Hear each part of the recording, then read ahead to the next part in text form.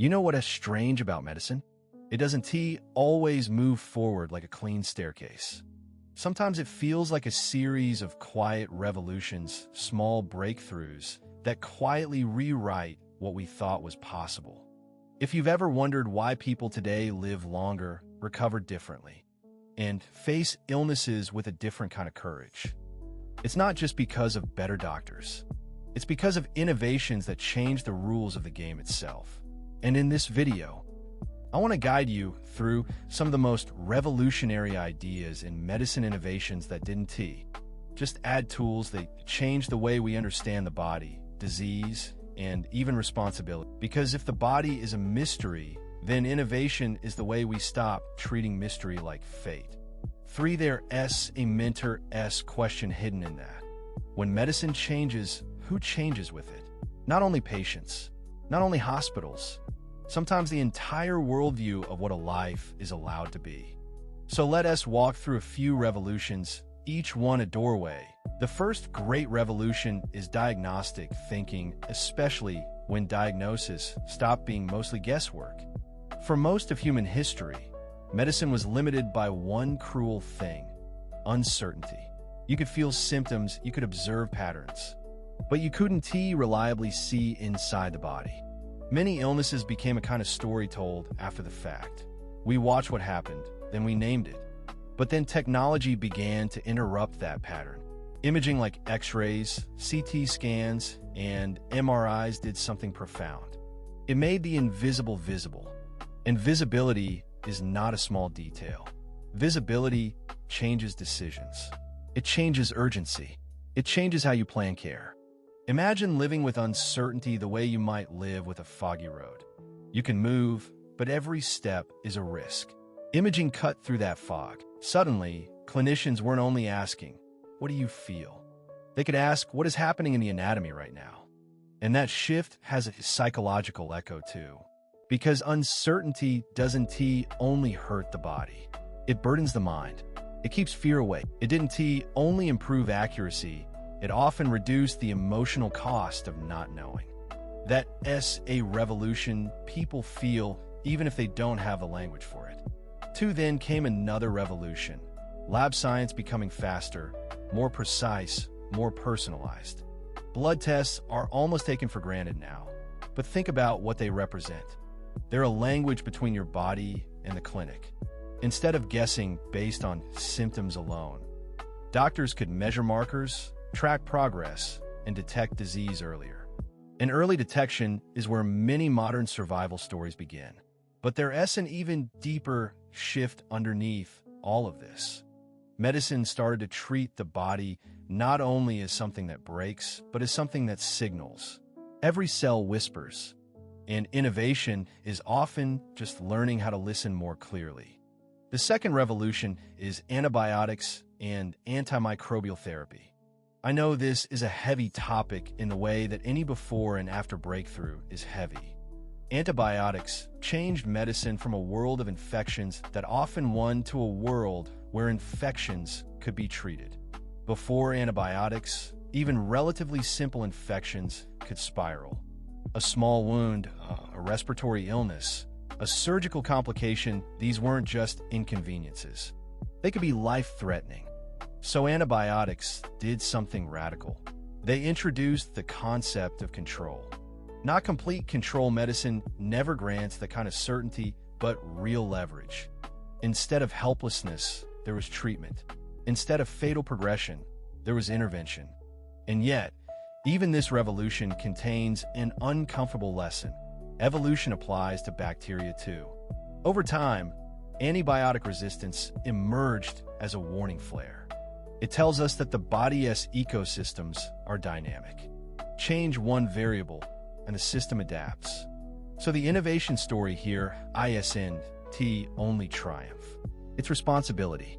Modern antimicrobial stewardship using the right drug at the right dose for the right duration is an innovation of a different kind, an innovation in restraint. Because sometimes the most advanced medicine isn't the most aggressive medicine. It's the medicine that understands long-term consequences. To now, the third revolution, vaccines. Vaccines are fascinating because they flip the timing of healing. Instead of treating after the damage, vaccines prepare the body before the crisis. That is not just biology, it's philosophy. It's foresight made physical. In a way, vaccines represent a belief that prevention can be more humane and that mindset has spread beyond infectious disease.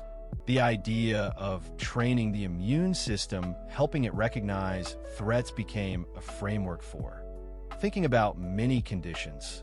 Vaccines also reshaped public health. They created a collective layer of medicine. Your protection is partially my protection. That interdependence can be hard for individuals to feel, but central to how society keeps people safe. Innovation here isn't only a lab achievement.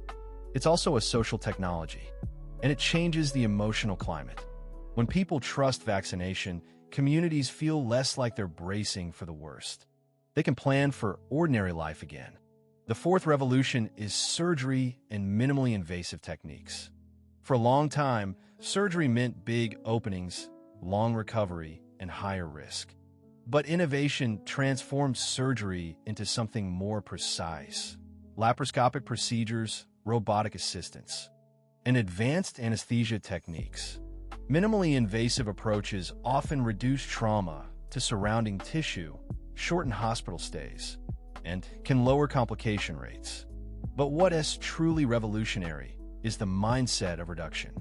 Instead of accepting more damage equals success, surgeons learn to seek the smallest effective intervention. There's a philosophical parallel here. Change doesn't always require force. Sometimes it requires precision. Even the way we define success in medicine shifted. Not merely did the operation happen, but how did the body respond afterward? That question leads to a quieter kind of progress that respects healing as a process, not an event. 2. And from there, we move into the fifth revolution, molecular medicine. This is where medicine begins to read the book written in your cells. Instead of looking only at organs or symptoms, molecular medicine looks at mechanisms, genes, proteins, pathways. It asks, what is the specific instruction manual your cells follow that leads to disease? And once you can ask that question, you can design targeted therapies. This is also where personalized medicine becomes more than marketing.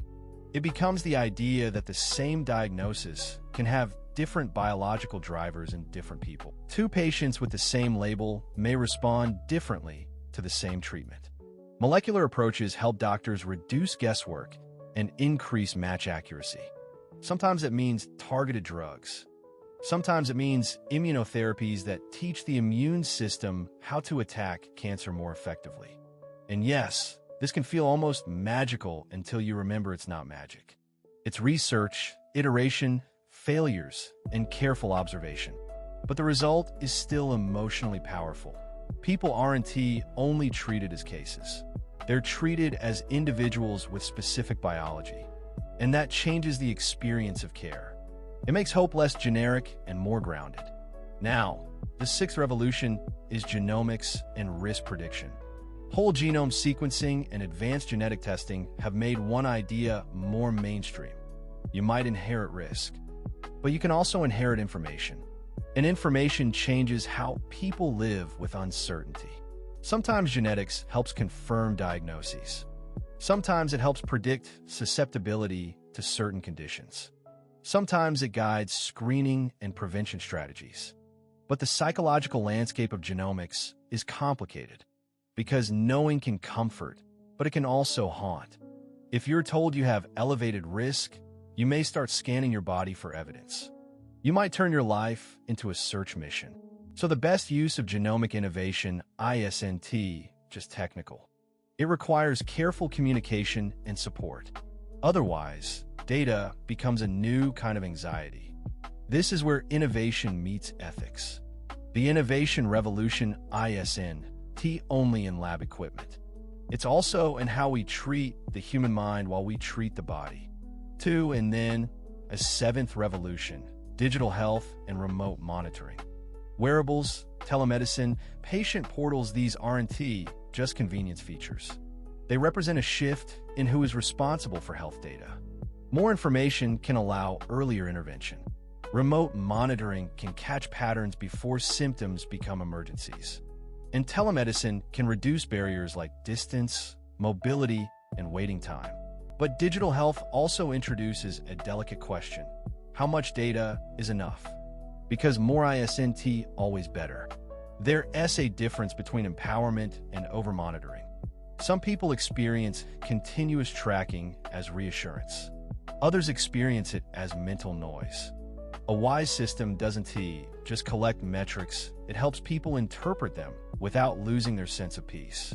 So when we talk about digital innovation, we should also talk about clarity. A dashboard isn't a cure for fear. It's a tool, and tools require guidance. A final revolution, one that quietly ties everything together, is personalized care through interdisciplinary medicine and evidence-based protocols. This might sound less dramatic than robots or gene editing, but it is foundational. Evidence-based medicine means treatments are guided by research rather than tradition alone. Clinical guidelines standardize what good care looks like. Multidisciplinary teams blend expertise in oncology, radiology, pathology, nursing, rehabilitation, mental health. And that team approach changes outcomes not only through technical skill, but through integration. Because disease doesn't respect job boundaries. Your body is one system. Your recovery involves physical, emotional, and social dimensions. So innovation becomes broader than technology. Innovation becomes coordination. And coordination is an underappreciated form of compassion. For if you think about it, each innovation we discussed has a shared psychological effect. Imaging reduces uncertainty. Antibiotics introduce control. Vaccines turn reaction into prevention. Minimally invasive surgery respects healing. Molecular medicine changes how we target treatment. Genomics replaces vague risk with specific knowledge. Digital health creates continuity. Evidence-based protocols and teamwork reduce fragmentation. But there is a deeper thread here, something philosophical. Medicine advances when we stop treating disease as an inevitable fate. We treat it as a problem with mechanisms. And mechanisms can be studied. Mechanisms can be interrupted. That's why innovation is so revolutionary. It's not only new tools. It's a new relationship to reality. Instead of this happens to me, it becomes this can be understood, addressed, and improved. And yes, that change can be hard. Hope is not a switch. Sometimes it's a slow retraining of the nervous system.